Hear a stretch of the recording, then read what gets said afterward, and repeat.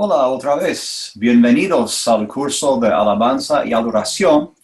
Hoy nos toca la clase número 6 y vamos a empezar a hablar de la reunión dominical. En las clases pasadas miramos varios modelos para estudiar las escrituras y en la clase 5 hablamos de un resumen de lo que enseña la Biblia acerca de la alabanza. Y como mencionamos, ustedes harán como su proyecto principal un estudio similar acerca del uso de la palabra adoración en este curso. Bueno, hoy estamos moviéndonos hacia la aplicación. Una vez que tengamos toda esta información de alabanza y adoración, la pregunta es, ¿y ahora qué? ¿Cómo lo implementamos en nuestras vidas personales y también especialmente en la iglesia? ¿Cómo nos aclara esto? ¿Cómo nos corrige esto? ¿Cómo cambia esta información la forma en que adoramos y alabamos a Dios? Entonces, en esta clase me gustaría mirar algunas consideraciones acerca de lo que la Biblia presenta en cuanto a la reunión dominical de la iglesia o realmente la asamblea de la iglesia, porque se juntaba en varios momentos y no solamente los domingos. Entonces vamos a tratar de contestar usando la Biblia varias preguntas que tienen que ver con la reunión o la asamblea de la iglesia. Primero es cuáles son los lugares donde la iglesia del Nuevo Testamento se reunió. Primero vemos en Hechos 2, versículo 46, que el templo fue el lugar principal para la iglesia en el comienzo de la iglesia en el año 33 después de Cristo.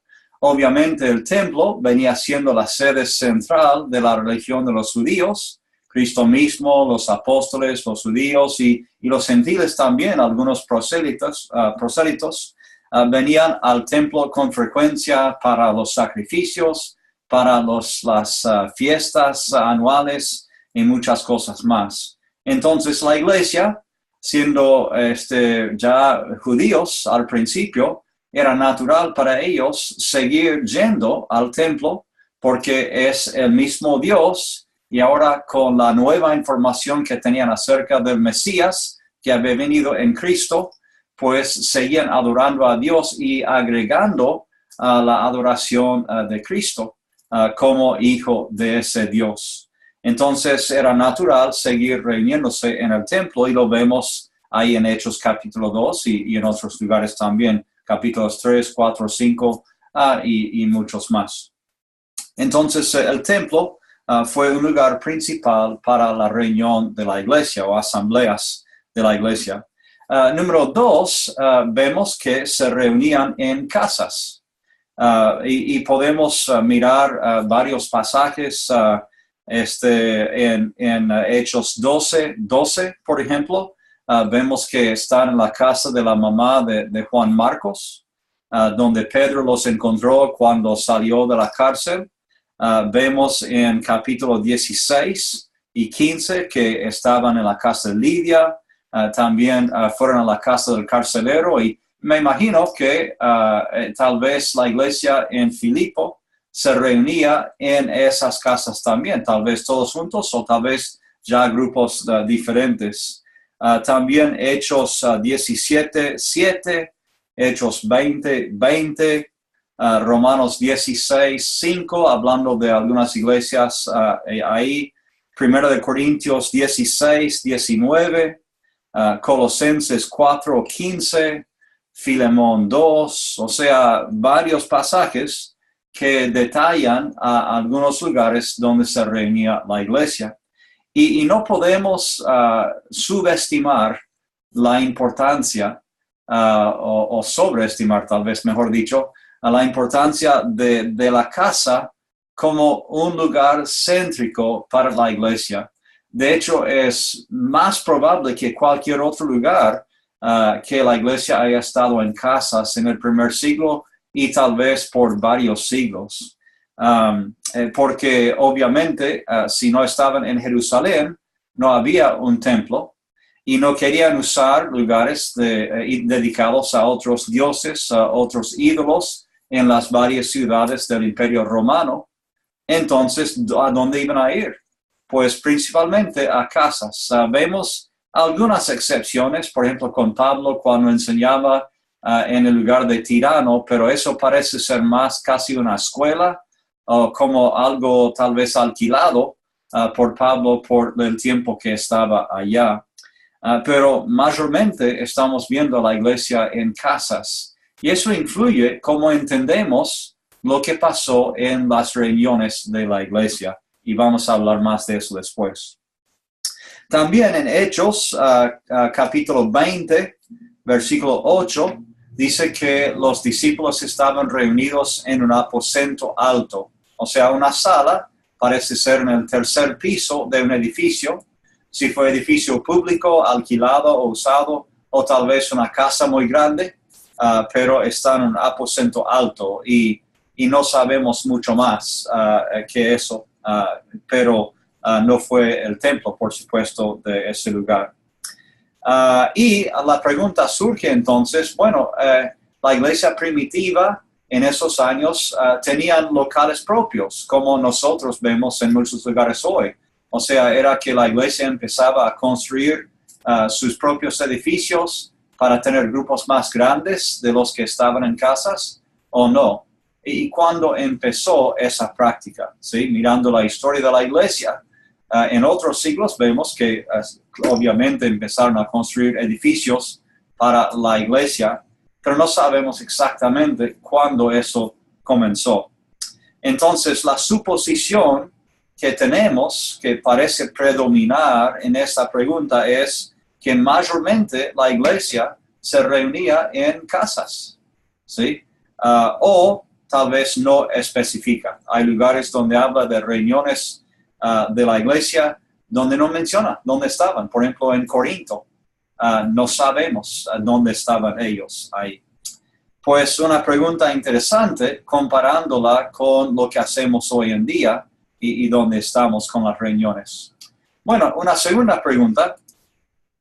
Ya mencioné eso.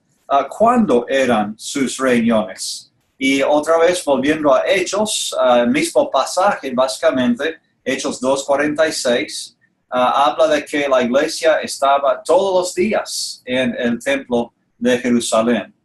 Y no sabemos exactamente en qué consistían esas reuniones, si eran reuniones como entendemos nosotros hoy en día, o si eran con algunas actividades, pero no todas las actividades de lo que consideramos típico en un servicio dominical, por ejemplo. Sabemos que si estaban en el templo, era muy natural en el templo para los judíos ofrecer un sacrificio todos los días, ofrecer oraciones a Dios todos los días, a veces más de una vez por día, a las 9, a las 3, muchas veces cuando había fiestas especiales, actividades que duraban toda una semana o 2 semanas. Entonces, si los cristianos iban al templo, tal vez parte de ellos o todos participaban en las oraciones a Dios, porque es el mismo Dios a quien oraban todos los judíos, ¿sí? Es posible eso también. Ahora, si tenían su propia sección del templo, si estaban en un rincón de las cortes del templo y hacían sus propias reuniones, no sabemos. Tal vez si fue así, los apóstoles estaban ahí enseñándoles en varios grupos y cada apóstol con su propio grupo compartiendo la palabra, predicando y otros ya viniendo para acercarse y a escuchar y ser añadidos, como dice, a la iglesia. Pero si tenemos eso en mente, hay que imaginar varias cientos de personas o miles de personas en el templo, tal vez todos los días. Y si fue así, pues otra vez, ¿fue como la reunión nuestra o fue más que nada orar y predicar? ¿Sí? Y no lo dice con mucho detalle. Menciona un poco después en ese mismo pasaje que estaban en las casas, que estaban compartiendo el pan, que estaban orando, alabando a Dios. Y si hacían eso todos los días, eso cambia también cómo entendemos las reuniones de la iglesia. especialmente si cuando dice partir el pan, fue todos los días, ¿no? Si eso es la cena, eso cambia un poco cómo pensamos en el Nuevo Testamento. Segundo, aquí vemos un caso en Hechos 20, que ya mencionamos, que se reunía de noche la iglesia con Pablo esa vez en Troas, y de hecho fue toda la noche. Algo interesante ahí, vamos a hablar más después. O directamente tal vez no especifica cuándo eran sus reuniones. Mañana, tarde, noche, no dice días necesariamente, cuántos días, cuántas veces por semana. Entonces la pregunta surge, pues si queremos imitar el ejemplo de la iglesia en el primer siglo para la frecuencia de las reuniones y el día de las reuniones que hacemos, ¿no? Y tenemos un ejemplo de Hechos 20 cuando decía que fue el primer día de la semana, pero también tenemos el ejemplo de reuniones de la iglesia todos los días en el templo. Y otra vez, ¿cómo entendemos eso, honestamente? Bueno, después la pregunta sale, ya que si supongamos que ya tenemos el dónde y el cuándo ya contestado, ok, ¿quiénes participaban en las reuniones? Y otra vez tenemos varias opciones que vemos en la Biblia. En 1 Corintios 14:26 dice que cuando ustedes vienen juntos para reunirse, cuando es la reunión de la iglesia, pues cada uno trae algo. Eso es llamativo, ¿sí? Porque cada uno en el griego significa cada uno, o sea, todos. Y uno dice, ¿y cómo se veía eso?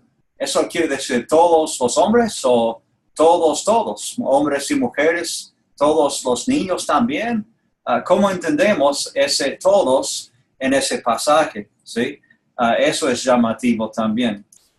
Segundo, un poco antes, en 1 Corintios 11, versículos 4 y 5, habla de que los hombres y mujeres oran y profetizan. ¿Sí? Ambos son mencionados en ese contexto. ¿Ok? Y otra vez nos preguntamos, ¿ok? ¿Ese es el modelo para seguir o no? Y después tenemos otro pasaje, otra vez en 1 Corintios 14, 34 y 35, donde habla de solo los hombres y las mujeres deben callarse. Y esa es la opción que por lo menos en las iglesias de Cristo hemos adoptado, y los hombres son los que dirigen el culto en público, especialmente los domingos, y las mujeres guardan silencio aparte de cantar. Entonces uno dice, ¿cómo otra vez entender eso si los tres son ejemplos bíblicos? ¿Sí? Y parece que hay una contradicción entre los tres. ¿Cuál es más inspirado? Claro que estamos más acostumbrados a número 3, pero los tres son de Pablo y suponemos inspirado por Dios. Los tres están dirigidas a la misma iglesia en Corinto y está en la misma sección de Corintios, ¿sí? Este bloque que tiene que ver con las reuniones de la iglesia. Es un poquito confuso, ¿no? Entonces estoy solamente por ahora explicando lo que enseña la Biblia y después vamos a tratar de hablar de cómo discernimos qué hacer. Después del quién viene el qué hacían, cuáles actividades llevaron a cabo. Y otra vez podemos tomar varios pasajes diferentes para mirar el ejemplo, para ver qué es lo que queremos adoptar en nuestras reuniones. El primer pasaje, si van conmigo, es 1 Corintios 14, 26 al 34. ¿Ok? 14, 26 al 34. Y voy a leer parte de esto porque es uno de los pasajes más extensivos que habla de la reunión de la iglesia. Dice versículo 26, ¿qué concluimos, hermanos? Cuando se reúnan, cada uno puede tener un himno, una enseñanza, una revelación, un mensaje en lenguas, una interpretación.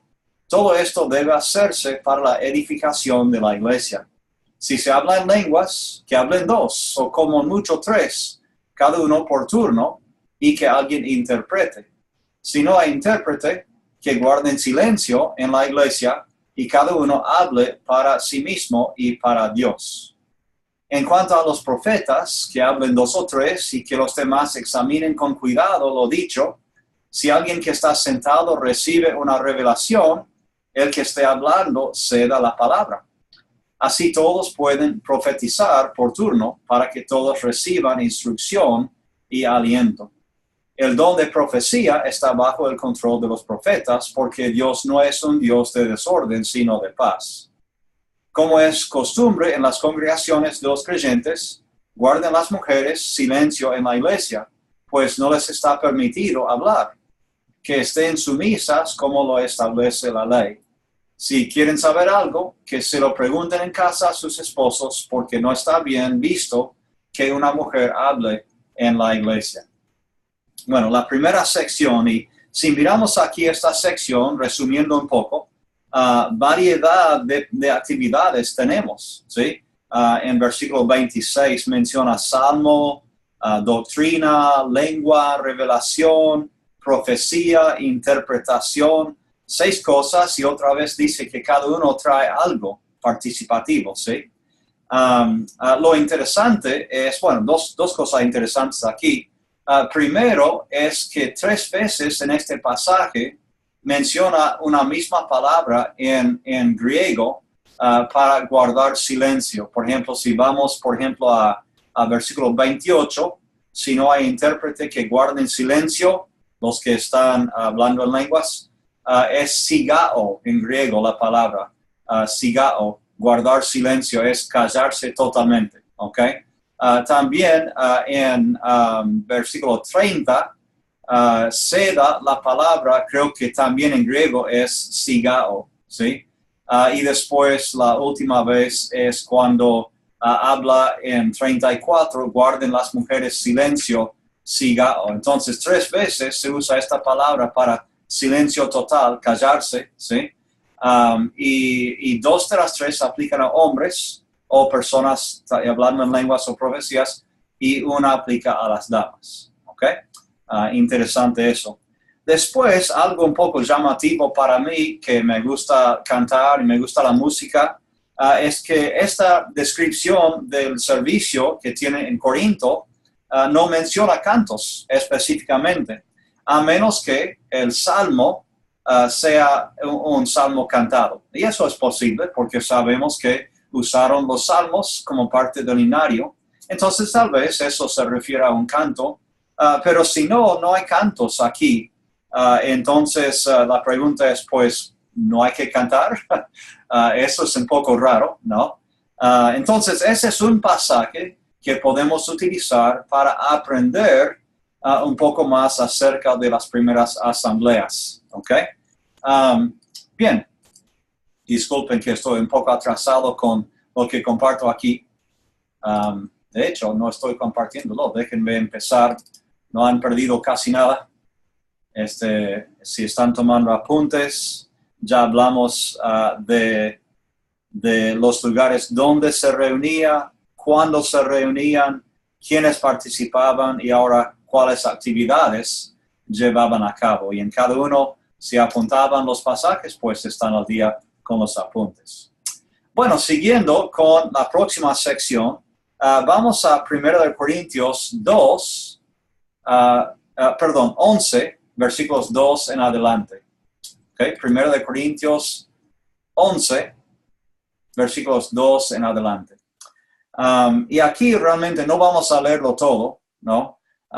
Pero vamos a leer la primera parte porque hemos mencionado esto en algunas. Dice, los elogio porque se acuerdan de mí en todo y retienen las enseñanzas tal como se las transmití. Ahora bien, quiero que ustedes entiendan que Cristo es cabeza de todo hombre, mientras que el hombre es cabeza de la mujer y Dios es cabeza de Cristo. Todo hombre que ora o profetiza con la cabeza cubierta deshonra al que es su cabeza. En cambio, toda mujer que ora o profetiza con la cabeza descubierta deshonra al que es su cabeza. Y después sigue hablando del velo y cubrir la cabeza, menciona a los ángeles, que es un poco difícil de comprender. Y después, si sigue hasta 17, pues ahí empieza la parte de la cena del Señor y lo que hacían bien y mal en cuanto a la cena. Y él decía, mayormente no puedo elogiarlos por lo que están haciendo. Estaban ignorando a algunos hermanos y no esperándoles para empezar a comer. Y llegando ellos no había dónde comer ni dónde sentarse, parece, si entendemos bien el pasaje. Y que en estas cosas y otras que no se examinaban bien para tomar la cena del Señor con una conciencia limpia, un corazón dirigido de la forma correcta a Dios, que realmente había bastante para corregir en esto. Entonces, en este capítulo 11 de 1 de Corintios, vemos aquí que hablan de orar y profetizar, y otra vez menciona que hombres y mujeres están haciéndolo, menciona la cena y menciona comer juntos, que no sabemos si cuando habla de la cena es solamente la cena del Señor, o parece que es más factible que tal vez comieron juntos como iglesia, ¿sí? Como muchos hacemos, y después de eso ya se dedicaron a celebrar más específicamente la cena del Señor juntos acerca del sacrificio de Cristo. Okay. Aquí en este pasaje de esta descripción no se trata nada de prédica, o sea, como nosotros entendemos el sermón, aunque si profetizar es la forma en que entendían la prédica, pues tal vez esa fue la prédica. Y es muy posible eso, porque los profetas o profetizas no siempre hablaban del futuro, de predecir el futuro. De hecho, en el Antiguo Testamento y Nuevo Testamento, la parte que ya hacían más que nada fue compartir un mensaje del Señor con la gente, para poder animarles o exhortarles a corregir su forma de vivir. Entonces, si tenemos aquí profetizar como eso, es parecido a un sermón, dar un mensaje del Señor para los cristianos ahí. Ahora, no habla tampoco de cantar en este pasaje, ni cerca, y no habla de lenguas en este pasaje. Y estamos a 3 capítulos solamente de capítulo 14, donde Pablo mencionaba todo eso. Y la pregunta que sale para nosotros es, ¿y las damas todavía deben usar velos hoy en día para seguir este patrón o no? ¿Sí? Porque obviamente tratamos de seguir el patrón de capítulo 11 en ciertas cosas. Frecuentemente usamos capítulo 11 para leer la cena del Señor hoy en día, y hablamos del hombre como la cabeza de la mujer, etcétera. Pues deberíamos aplicar el uso de velos hoy en día también, ¿sí? Y si decimos, no, eso fue cultura, eso fue solamente esa iglesia, pues, ¿cómo separamos eso de las otras cosas? Si velos fue solamente de esa iglesia, de esa ciudad, de esa cultura, pues, ¿será que la cena también fue parte de la iglesia, la cultura solamente y no nos aplica tampoco? O sea, son las preguntas que la gente que viene a este texto frío, que no sabe nada, son las preguntas que hacen. Y ustedes hacen todo esto tal cual. Y decimos, sí, tratamos de imitar la Biblia. Y dicen, pero no veo ningún velo aquí. Y entonces, bueno, pero eso ya no lo hacemos porque es cultural. Y la gente se confunde. Sí, entonces, en mirar estos ejemplos, una cosa que queremos hacer es ser constantes en cómo interpretamos todo para poder aplicarlo bien, ¿sí? Entonces, sé que estoy dejando algunas pelotas picando, tal vez algunas preguntas que quieren hacer, pero mantengan esas preguntas en la cabeza, y un poco en esta clase y en otras clases también vamos a volver a tratar más puntos de eso, ¿ok? Bien. Siguiendo con el próximo pasaje, vamos a Hechos capítulo 20 otra vez, que ya hemos mencionado. Y en el ejemplo en Troas, empezando en versículo 7, tenemos el ejemplo de Pablo predicando y el ejemplo de partir el pan, y entendemos eso como tomar la cena del Señor. Y esas dos cosas de los domingos, primer día de la semana, y partir el pan, son la base para muchos de hacer eso hoy en día en la iglesia, reunirse los domingos y también tomar la Santa Cena. Este pasaje en Hechos 20 no menciona orar, cantar, lenguas, profecía, o sea que es claro que es otro autor, Lucas, y es otra ciudad aparte de Corinto, pero ¿qué nos dice eso? Pues que en las reuniones de la iglesia, que está bien tener solamente prédica y cena del Señor, que pueda haber variedad entre iglesias como Troas y Corinto y Éfeso, y cada iglesia puede hacer lo que les parezca bien, o tal vez suponemos que hicieron lo demás, pero no lo escribieron aquí en Hechos 20. Eso también es posible, ¿no? Tal vez Lucas se enfocaba en lo más llamativo para él esa noche, y por eso no menciona cantar, orar, etcétera, ¿no? Pero son preguntas que siguen, ¿no? Entonces queremos prestar atención. Y como imitamos la prédica los domingos, y como imitamos, por ejemplo, el primer día de la semana, hoy en día, imitamos tomar la cena del Señor, mi pregunta también es, bueno, ¿debemos imitar cada detalle de esto? ¿Debemos reunirnos de noche? Esta es base bíblica para reunirnos de noche, porque si tomamos la cena y el día, pues debemos estar de noche también, o debemos estar siempre en el tercer piso para las reuniones. Debemos usar lámparas con velas, debemos dormirnos en las reuniones de la iglesia. Bueno, eso varios obedecen, ¿no? Parece que copian ese ejemplo, ¿no? Se duermen. Debemos caernos de la ventana y morir y ser resucitados por el predicador. Algo difícil para el predicador, ¿no? Pedir que él sea capaz de eso. Claro, estoy siendo un poco ridículo en esa parte, pero otra vez vuelvo a la pregunta, cuando vamos a la Biblia con la pregunta, ¿cómo eran las reuniones de la iglesia y qué imitamos? Pues hay que contestar estas preguntas. ¿Hasta qué punto imitamos y hasta qué punto decimos, no, es obvio que es cultural, o obvio que es ridículo eso, ¿no? Es buena pregunta. Ok, y otro pasaje más aquí, en Hechos también, 2:42 en adelante, ya hablamos un poco de esto, pero este pasaje un poco más largo menciona enseñanza de los apóstoles, comunión, que tenían comunión, partir el pan, oración, partir el pan en las casas, o sea, fuera del templo, y alabar a Dios. Y creo que todos estamos de acuerdo con eso. La pregunta que tendríamos mayormente en eso es, ¿qué es esto de partir el pan en las casas? ¿Es diferente que partir el pan de otra forma? ¿Será que estar en el templo fue más que nada para enseñanza y oración de apóstoles, y en las casas comían juntos y celebraban la cena, tal vez? Y si lo hacían así, pues fue todos los días o solamente los domingos. No lo especifica en Hechos capítulo 2.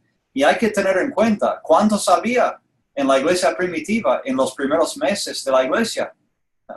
Miles, ¿sí?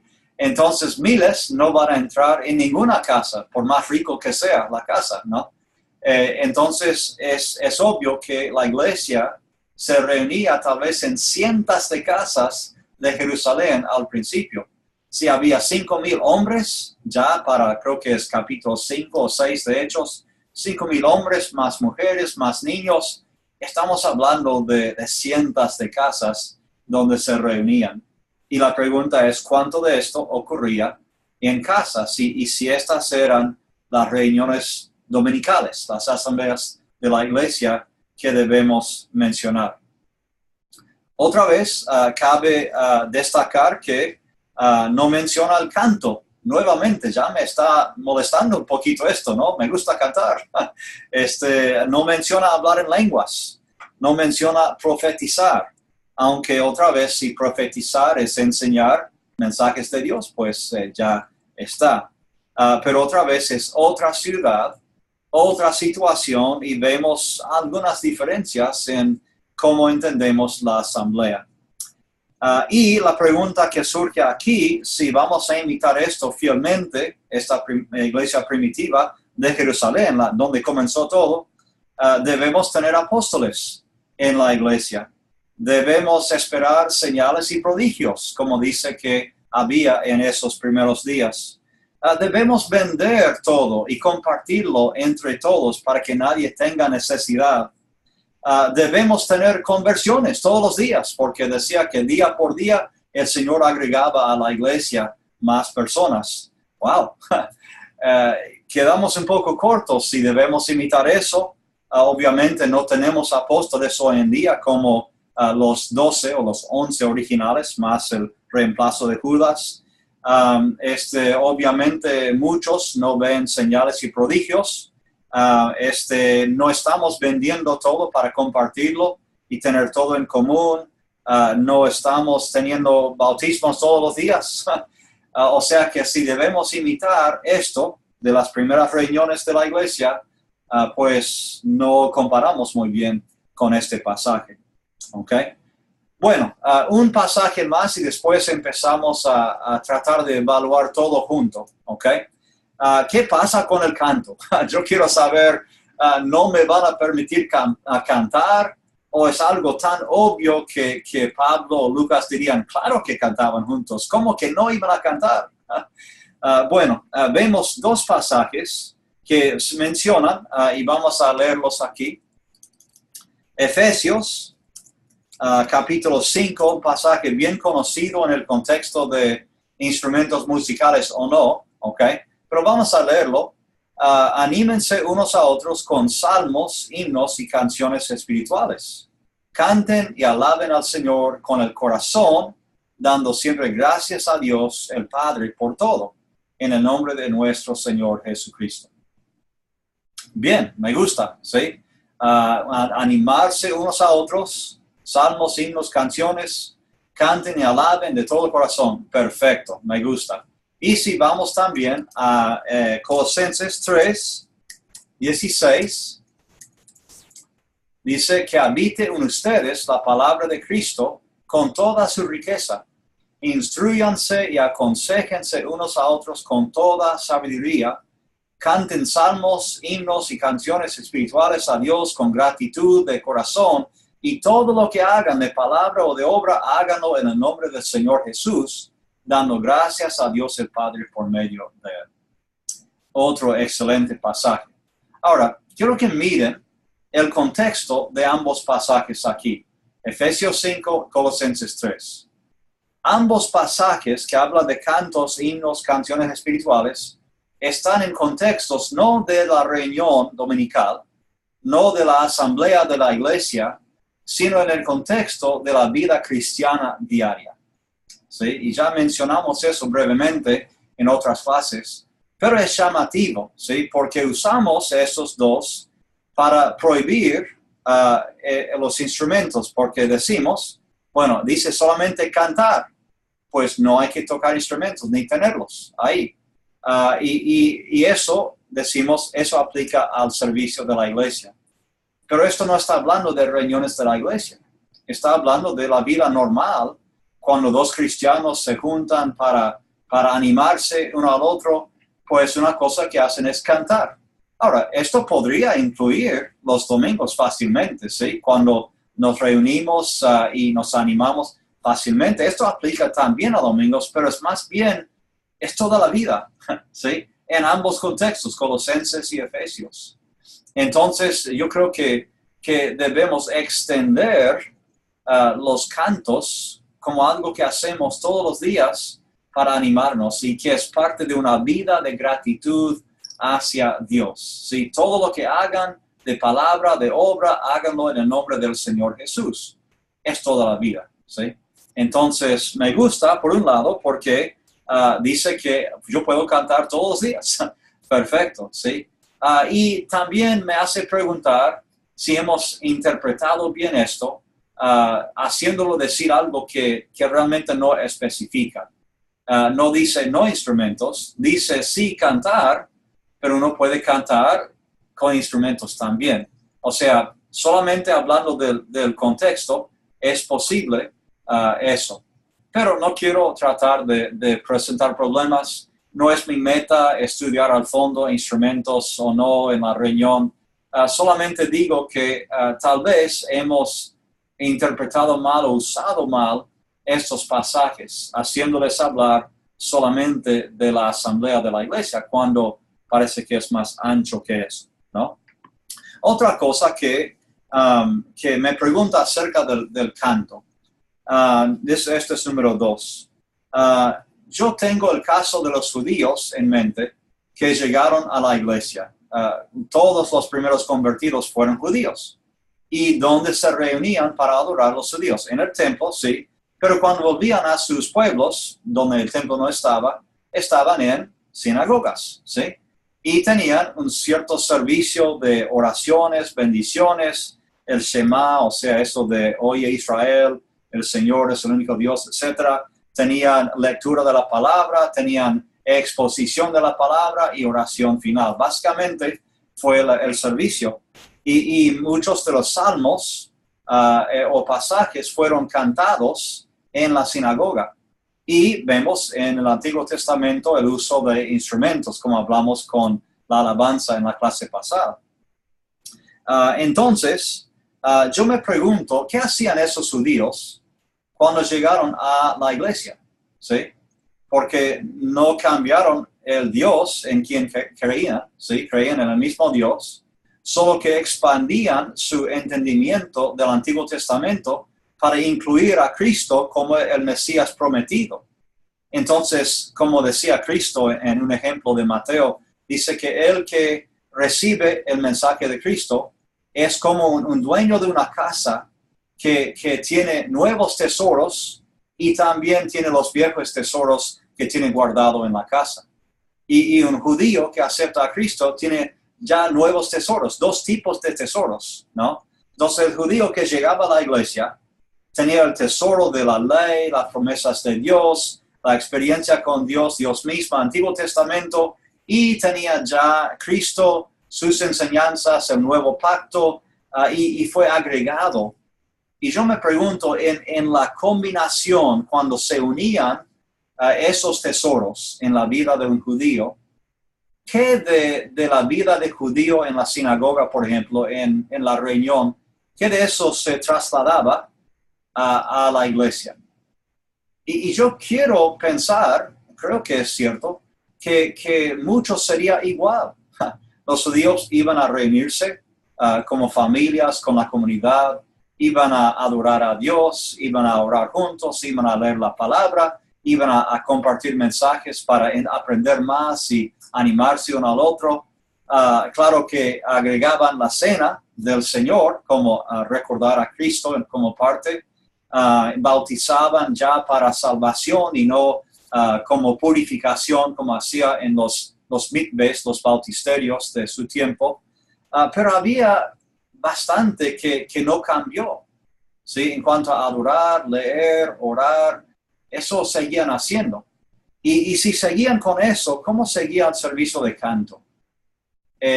Si usaban instrumentos, por ejemplo, si supongamos que un judío va a la sinagoga el sábado, digamos a las 10 de la mañana el sábado, y adora al Señor con todo el sábado en ese servicio, con oraciones y bendiciones, cantos, instrumentos, etc. Y esa noche es invitado, ese judío, a la casa de un cristiano.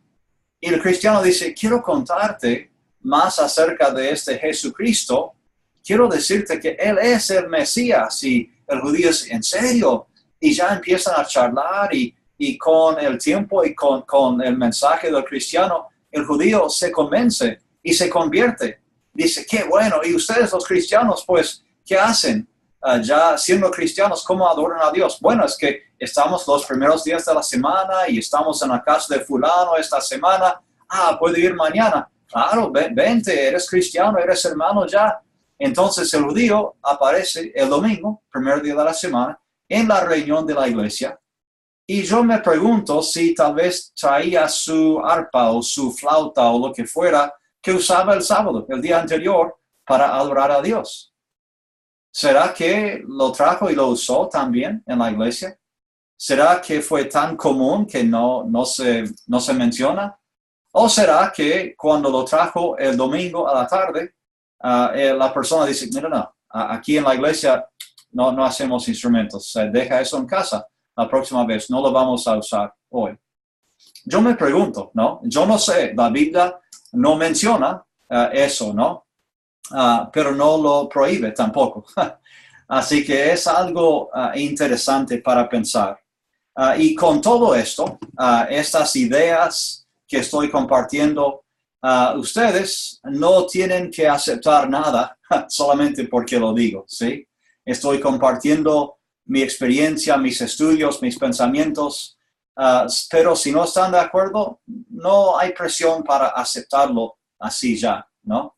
Solo quiero que lo piensen, que lo estudien honestamente, para ver a cuáles conclusiones llegan ustedes, ¿ok?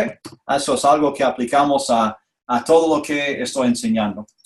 Bueno, y después, ya en base a eso, hay varias preguntas que surgen, ¿no? Ya hemos mirado por lo menos 5 pasajes diferentes que describen reuniones de iglesias del primer siglo. ¿Sí? Tenemos reuniones de Corinto, de Troas, de Jerusalén, mínimo esos 3, ¿sí? Y tenemos pistas de otras en casas, ¿no? Pero tenemos por lo menos 3 iglesias diferentes, por lo menos con 3 décadas de experiencia así ya en la iglesia, entre 33 y los 60, más o menos 3 décadas que vemos el crecimiento y desarrollo de la iglesia. Tenemos culturas diferentes porque estamos hablando de Jerusalén, Israel, Judea, etc. Y estamos hablando de Corinto, Grecia, Imperio Romano, Troas, también Macedonia. Son culturas diferentes, ¿no? Y estamos viendo la iglesia en esos ambientes y tiempos y ciudades diferentes. Y la pregunta es, ¿a cuál congregación del Nuevo Testamento queremos imitar? O hemos dicho a veces restaurar. Buena pregunta, ¿sí? Porque según estos ejemplos, si imitáramos a la iglesia de Troas, nuestras reuniones serían diferentes que si imitáramos la iglesia de Corinto o de Jerusalén. Las 3 reuniones serían bastante distintas, ¿no? En todo, en eventos, en lo que hacen, en cómo se hacen, quiénes participan, serían diferentes en cada caso, ¿no? ¿A cuál imitamos? Buena pregunta. ¿No será que sería fácil aferrarnos a solamente un ejemplo y decir, este es el ejemplo correcto? ¿No sería fácil hacer eso y descartar a los demás y tal vez equivocarnos? ¿O no será que tal vez es mejor examinar todos los ejemplos juntos, ¿sí? de que tenemos en la Biblia, y después de todos tratar de sacar principios y prácticas, propósitos que pueden ayudarnos a implementar algo bueno para nosotros hoy en día? En el país donde estemos, muchos estamos en diferentes países mirando estos videos, ¿sí? En nuestro país, en nuestra ciudad, en nuestro barrio, nuestra cultura, ¿qué de todo esto nos puede aplicar?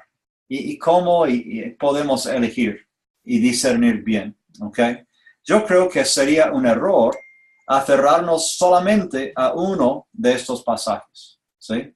A una iglesia solamente y imitarlo tal cual. Porque aunque Dios no cambia, las situaciones en las cuales la iglesia ha estado en los siglos ha cambiado mucho, ¿no? Entonces nos conviene mirar estos pasajes y decir, ok, ¿cuál es el propósito de todo esto? ¿Qué vamos a imitar? ¿Ok? Y así en base a eso, pues seguir adelante. Otras preguntas que surgen. Voy a volver aquí. Por ejemplo, si la reunión dominical se hacía normalmente en casas, si eso fuera lo más común en el primer siglo, ¿cómo cambia eso la dinámica de la reunión? Piensen en eso un momento, ¿sí? Yo no tengo todas las respuestas, ¿sí? Pero yo sé que si yo estoy en una iglesia con 500 personas, va a ser diferente mi experiencia y mi participación que si estoy con 9 hermanos en mi casa, ¿sí? En la casa todo va a ser más informal, vamos a estar, me imagino, en un círculo mirándonos, vamos a estar tal vez compartiendo todos, respondiendo, será algo más interactivo y más informal que estar en un edificio con 500 personas, ¿no? Entonces, si fue así la iglesia en el primer siglo, en casas mayormente, ¿cómo cambia la dinámica y qué sugiere para nosotros hoy en día? Y también si el ejemplo de 1 Corintios 14, 26 es un patrón para seguir, ¿cómo afecta eso la dinámica de la reunión? Si todos saben que van a participar, si todos traen algo según sus dones, según sus experiencias, si todos deben traer algo para la edificación de la iglesia, ¿cómo cambiaría eso? Hoy en día, en muchas iglesias participan 3, 4, 5, como mucho, personas. Los demás, sean 50, 100, 500 personas, no participan. Si cada uno, como dice Pablo, trae algo, ¿cómo cambia eso la dinámica de la reunión? Y si estos últimos dos son la verdad, pues ¿cómo nos cambia eso la participación de la semana, la preparación de cada uno durante la semana? Que estoy pensando en el domingo que entra y conozco la situación de mis hermanos y hermanas y sé que un hermano está pasando dificultad en su trabajo y otro hermano está siendo perseguido por su fe en Cristo y tal vez perdiendo algo de su casa, de sus bienes, o está en la cárcel por su fe. Si yo sé que hay una pareja que pasa problemas en su matrimonio y está pensando en el divorcio, si yo sé que hay un joven que está cometiendo fornicación en la iglesia, pues todo eso estoy pensando durante la semana y tengo la responsabilidad como cristiano de traer algo para compartir que va a beneficiar y edificar a la iglesia, ¿sí? Y cómo me preparo durante la semana para llegar. Yo te digo que para mí eso cambiaría totalmente mi forma de prepararme para el domingo, ¿sí? No predico todos los domingos ni enseño todos los domingos en mi iglesia, pero si yo lo hiciera cada domingo, pues obviamente me cambia la preparación que hago para el domingo. Si no predico o no enseño, pues no voy a estudiar 2 bosquejos y prepararme así. Voy a ir a la iglesia sin mucha preparación y disfrutar de los cantos y todo, pero sabiendo que participo el domingo, de alguna forma, wow, ¿cómo cambiaría eso nuestra participación y preparación durante la semana? Creo que me haría más consciente de las vidas diarias de mis hermanos. Me forzaría a estar más conectados con ellos. Si sé que voy a verlos el domingo y mi deber es animarles de alguna forma, ¿sí? Por un lado, asusta un poco ese modelo, ¿no? Por otro lado, es atractivo, porque creo que ese es el sentir de la iglesia primitiva, sabiendo que estaban en una situación difícil de persecución, de necesidad. La iglesia se aferraba uno al otro y se ayudaba y estaban totalmente enchufados, ¿sí? No había nada de esto de venir, sentarse en la 8ª fila, no decir nada a nadie y volver a la casa y olvidarse de la iglesia el resto de la semana. ¿Sí? No, esto fue un compromiso total con los hermanos y hermanas de la iglesia. Así que son preguntas que surgen, ¿sí? Bueno, tal vez pensarán que estoy sugiriendo muchas preguntas y no resolviendo nada. Pero aparte de esto, quiero que ustedes piensen, quiero que ustedes luchen un poco con estas cuestiones, que estudien, que busquen para ver qué harían ustedes en su situación donde están. Bueno, ya una diapositiva que he mostrado 2 veces sin tocarla.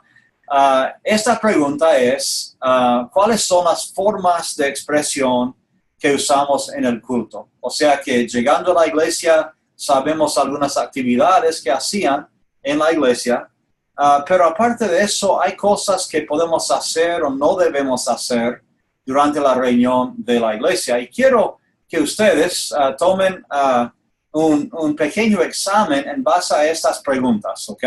Primero, ¿qué es bíblico hacer en la reunión dominical o en la asamblea de la iglesia?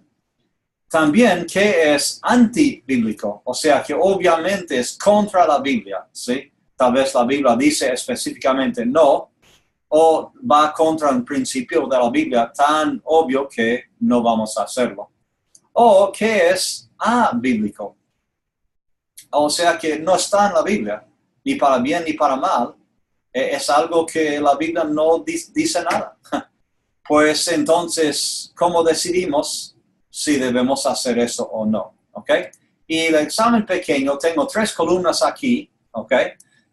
Y quiero que ustedes, al yo poner cada uno en la pantalla, quiero que designen a cada uno si es bíblico, no bíblico o abíblico, ¿sí? Bíblico, no o antibíblico o abíblico, ¿sí? Ok, por ejemplo, cantar.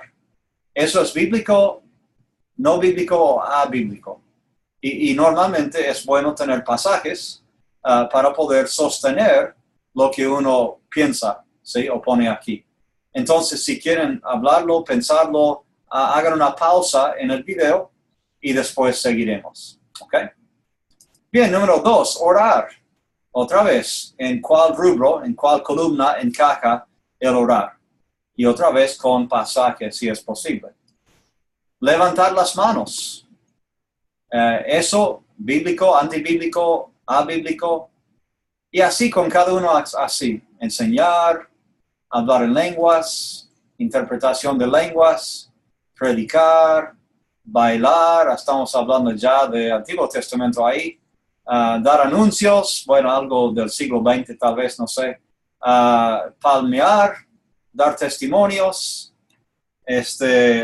y revelaciones de Dios, celebrar la cena, profecías, leer la palabra y tomar la ofrenda.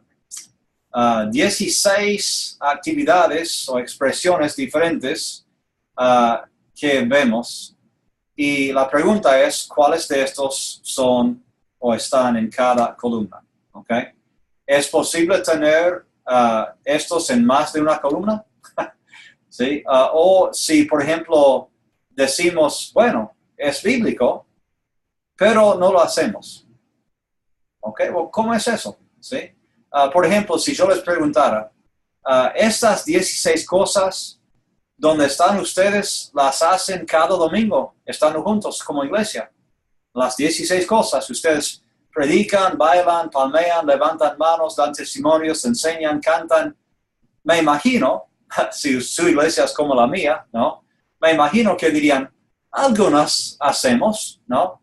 Pero otras no hacemos tanto. ¿Sí? Eso de bailar, no he visto por muchos años. ¿Sí? O no palmeamos en nuestra iglesia, pensamos que distrae un poco y eso no hacemos. ¿Ok? Bueno, lo interesante es que cada uno de estos está en la Biblia. ¿Sí? O sea, hay ejemplos de cada uno de estos y me imagino que ustedes pueden darlos.